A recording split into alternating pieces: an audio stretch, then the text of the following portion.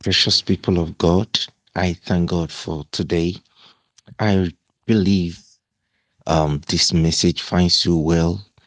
I thank God for what He's doing in your life. Shall we pray? Eternal Father, we give you thanks and praise for this morning's devotion.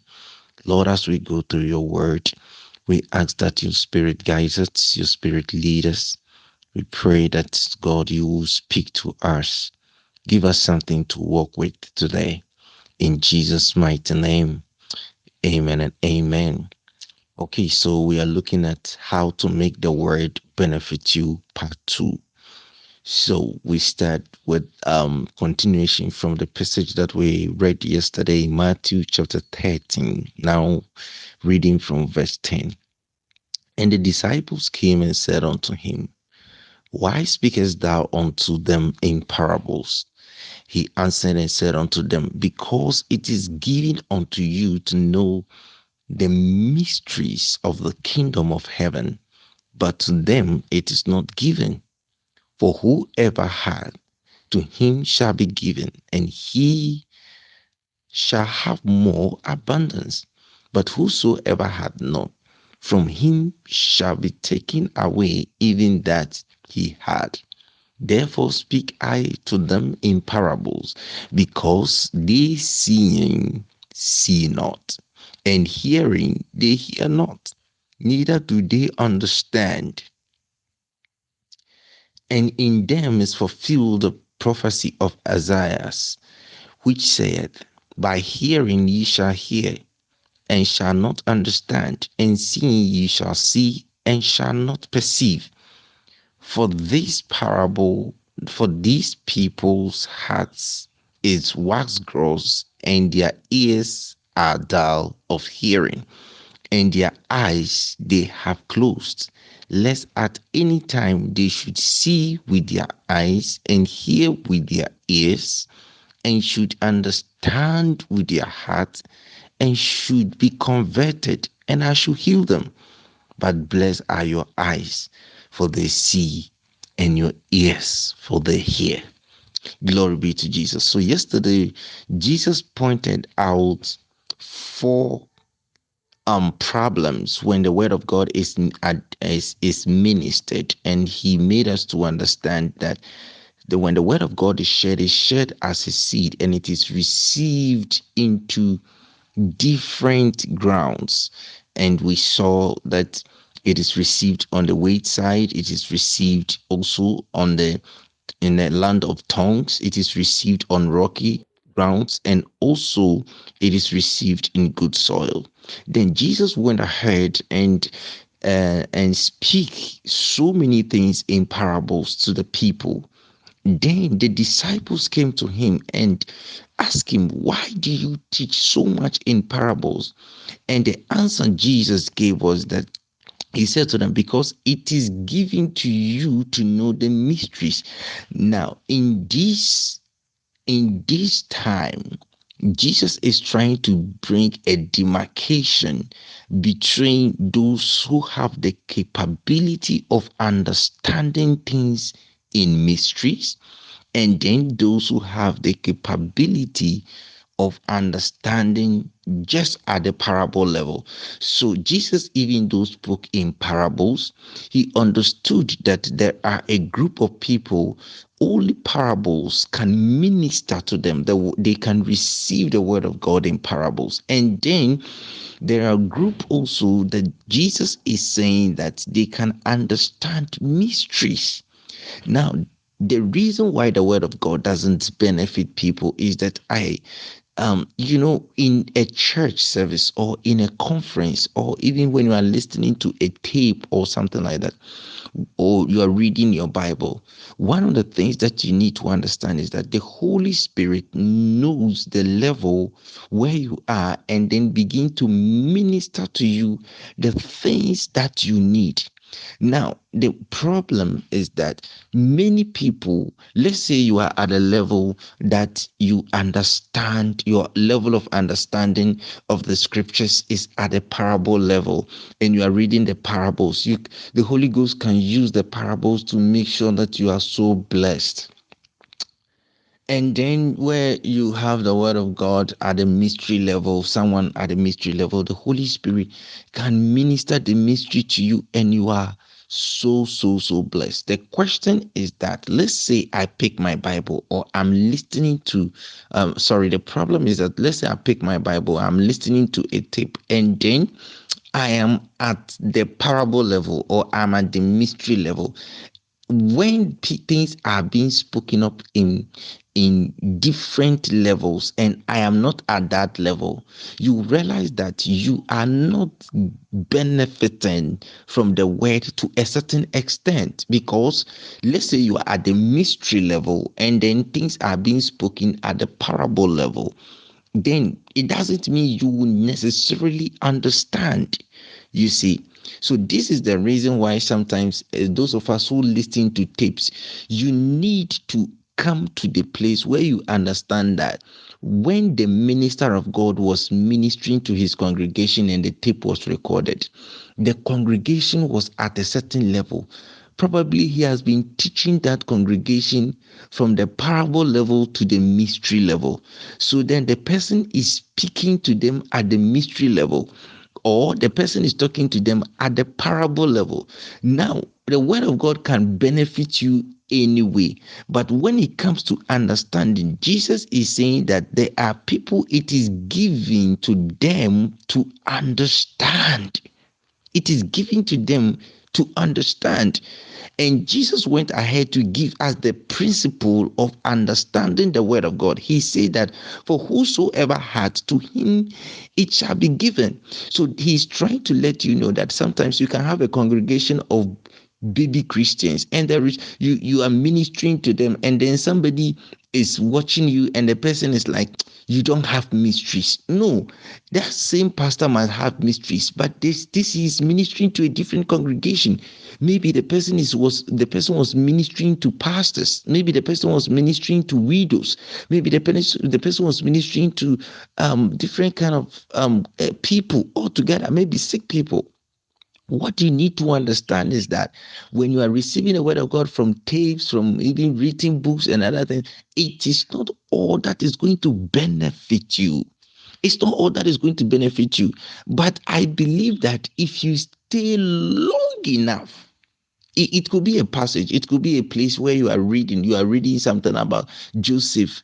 There is an aspect of Joseph's life, if you have not had certain experience, you won't even understand it. If you, in aspects of Jacob's life, if you have not gotten to certain level, you won't even understand, you won't appreciate the story of Jacob. Why? Because you've not gotten there yet. You see, so that you can only have the knowledge of Jacob in general, you see, but it will not benefit you. Now, what is the Holy Spirit going to do? Jesus is saying that the Holy Spirit is going to make you know something, and then he's going to make you know. And he said that he that have a revelation, he that have the word at a certain level, to him more will be given. So what your excitement should be is that, I thank God I'm able to receive John 3:16 and I understand it. Then you become a candidate to understand more. Don't rush in understanding things that sometimes you are not, sometimes somebody will come and ask you, so what does the seven candlesticks means in the Bible? Look, there are basic things like John 3:16, for God so loved the world that he gave his only begotten son, that whosoever believes in him should not perish, but have everlasting life. Verse 17, he says that for God did not send his son to condemn the world, that the world through the son might be saved. So you can understand simple scriptures like this, and receive them, and become so enthused with them, and become so strong in them, before you go to explain the hills of Ezekiel, before you go to explain things like the 5 stars, the five, in the hands of Jesus in the book of Revelation, the the seven candlesticks. It's good for you to know these things. But you see, before, the principle is that he that knoweth something, it is he that more is going to be given. So many people don't benefit from the word because they start from places where they are not going to understand. You see, there are certain areas in the Bible, I think the only way you can understand is to have a teacher in front of you. You see, this is the reason why God calls some to be teachers in the body of Christ. So because there are certain things it need to be divided. The Bible says that you have to be a man of God who is able to divide the word. Okay. So he says that do not be ashamed. You should not be ashamed, rightly dividing the word of God. So dividing the word of God is very important. Okay. Dividing the word of God, a workman who need not to be ashamed, rightly dividing the word of God. So dividing the word of God is very true.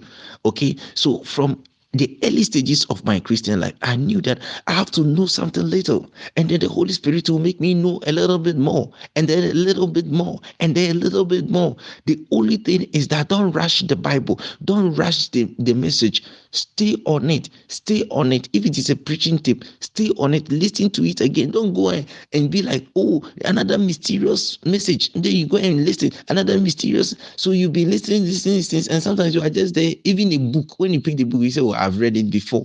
When you pick a message, you say, oh, I've listened to it before. You don't get it. No.